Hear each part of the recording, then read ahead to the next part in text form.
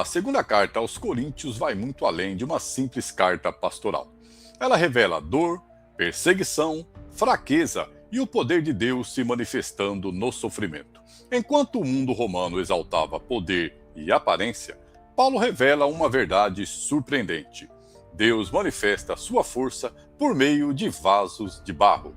Vamos entender como um homem ferido, perseguido e rejeitado se tornou um dos maiores testemunhos da graça de Cristo.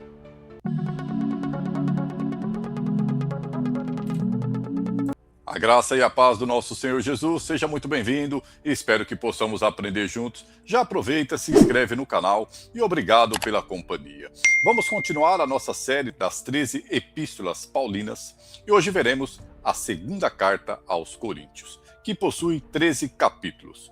Uma igreja dividida, falsos líderes enganando os cristãos e acusações contra o apóstolo Paulo.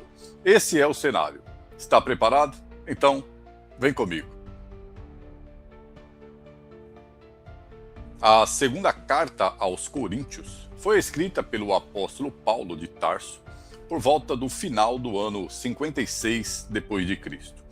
Após um período extremamente tenso entre ele e a igreja de Corinto. A cidade de Corinto era uma das mais importantes do Império Romano. Rica, comercial, cheia de influência grega, idolatria, prostituição cultural e corrupção moral. Era um centro cosmopolita onde diferentes culturas e religiões se misturavam. A igreja cristã ali enfrentava dois grandes problemas. Primeiro, a pressão da cultura pagã ao redor. Segundo, a influência de falsos mestres judaizantes que questionavam a autoridade de Paulo. Esses homens diziam que Paulo não era um verdadeiro apóstolo porque sofria demais, era pobre, perseguido e não tinha aparência de líder poderoso. Mas é justamente aqui que a mensagem de 2 Coríntios explode. O poder de Deus se manifesta na fraqueza humana. A primeira parte, do capítulo 1, do verso 1 ao verso 11, temos saudação e louvor a Deus. Paulo inicia a carta saudando a igreja e imediatamente apresenta um dos temas centrais do livro, o consolo de Deus em meio ao sofrimento. Ele revela que passou por tribulações tão intensas na Ásia que chegou a perder a esperança da própria vida. Mas, então Paulo mostra algo profundo. Deus permite certas dores para que aprendamos a depender dele e depois possamos consolar outras pessoas. Aqui vemos um cristianismo muito diferente da ideia triunfalista moderna. Paulo não esconde suas lágrimas, não esconde sua fraqueza. Ele transforma a sua dor em testemunho. Mas havia um problema. Os coríntios estavam começando a desconfiar de Paulo, e uma mudança de plano em sua viagem seria usada contra ele. Acompanhe comigo. A segunda parte vai dos capítulos 1, verso 12 ao 2, 13. E encontramos a explicação para a mudança de planos. Alguns acusavam Paulo de ser instável e mentiroso porque ele mudou o plano de visitar Corinto. Mas Paulo explica que não cancelou a visita por irresponsabilidade. Ele fez isso para evitar um confronto ainda mais doloroso com a igreja. Aqui aparece um lado extremamente humano do apóstolo. Ele fala de tristeza, angústia e lágrimas. Paulo não age como um líder frio. Ele ama profundamente aquela igreja. E então surge um dos temas mais importantes do Evangelho: o perdão. Paulo orienta a igreja a perdoar um homem que havia sido disciplinado anteriormente, para que ele não fosse consumido pela tristeza. O objetivo da disciplina cristã não é destruir pessoas, é restaurá-las. Mas, enquanto Paulo defendia suas intenções, ele também precisava defender algo muito maior: o próprio Evangelho da Nova Aliança. Observe na sequência. A terceira parte vai dos capítulos 2:14 a 7:16 e destaca Paulo, ministro da Nova Aliança. Essa é a parte mais profunda e teológica da carta. Paulo declara que os ministros de Cristo são como o bom perfume de Cristo no mundo. Para alguns, cheiro de vida, para outros, cheiro de morte. Então, ele compara a antiga aliança da lei com a nova aliança em Cristo. A lei, gravada em pedras, revela o pecado, mas o Espírito Santo transforma o coração humano. Paulo mostra que o verdadeiro ministério não é baseado em aparência, eloquência ou poder humano, mas na glória de Cristo. E então surge uma das frases mais marcantes da carta. Temos este tesouro em vasos de barro, para que a excelência do poder seja de Deus e não de nós. O Evangelho é o tesouro. Nós somos frágeis como barro.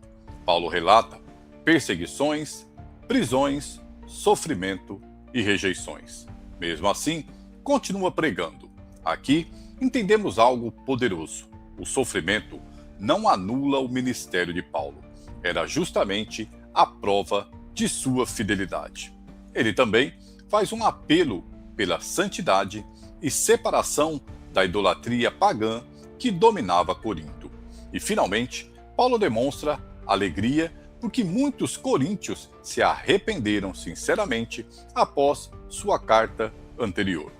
Agora que parte da igreja havia se reconciliado com Paulo, chegava o momento de colocar a fé em prática.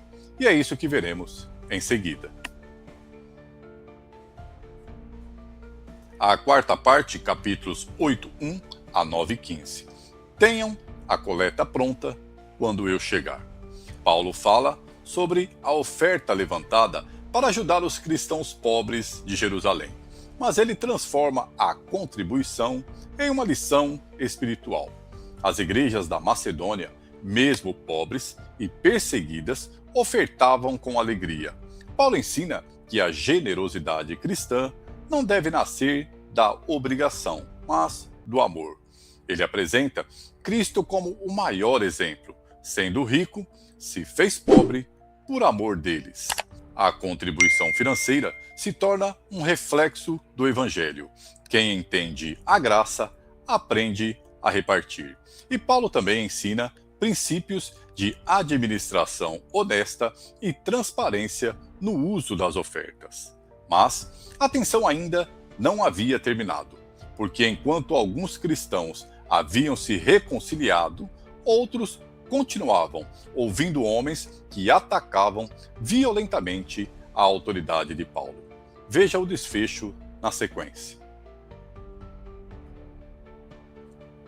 A quinta parte, capítulos 10:1 a 13:13, traz a defesa do ministério contra falsos apóstolos. A partir daqui, o tom da carta muda completamente. Paulo passa a confrontar diretamente os falsos apóstolos. Esses líderes se exaltavam, buscavam aparência de poder e desprezavam Paulo por sua simplicidade. Então, Paulo responde de forma impressionante. Ele se gloria não em conquistas, mas em sofrimentos, prisões, açoites, naufrágios, perseguições, fome e perigo constante. Enquanto os falsos líderes exibiam força, Paulo exibia cicatrizes. E então ele relata a famosa experiência do espinho na carne. 3 vezes pediu para Deus removê-lo, mas recebeu esta resposta: minha graça te basta, porque o meu poder se aperfeiçoa na fraqueza. Essa talvez seja a essência de 2 Coríntios. O cristianismo bíblico não é a exaltação do homem, é a manifestação do poder de Deus em pessoas frágeis. Paulo encerra a carta exortando a igreja ao exame espiritual, unidade e maturidade cristã.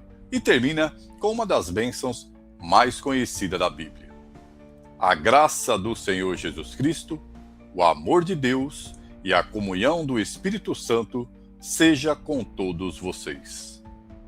2 Coríntios nos mostra que Deus não escolhe pessoas perfeitas.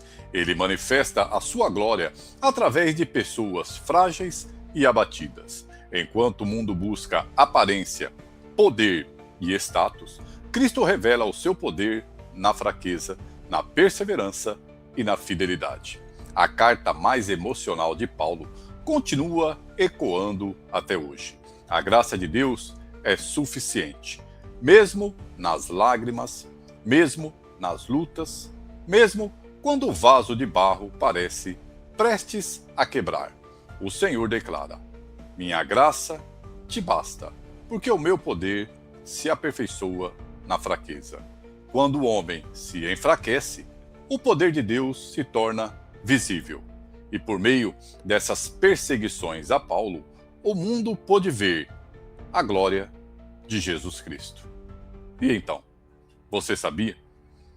Agora te convido a ler toda a segunda carta aos Coríntios e observar esses detalhes. No próximo vídeo veremos a carta aos Gálatas. Você também pode assistir aos vídeos anteriores sobre a carta aos Romanos ou 1 Coríntios. Eu vou deixar os cards na tela e os links na descrição. Se esse vídeo falou com você, deixe um comentário e o seu like. O seu like ajuda o YouTube a entender que esse conteúdo é relevante e faz com que mais pessoas tenham acesso à palavra de Deus. Se puder, compartilhe e considere se inscrever no canal e ativar o sino de notificações para acompanhar os próximos episódios. Eu sou o Marcos O, eu fico por aqui, siga por aí, um forte abraço, que Deus nos abençoe e até o próximo vídeo.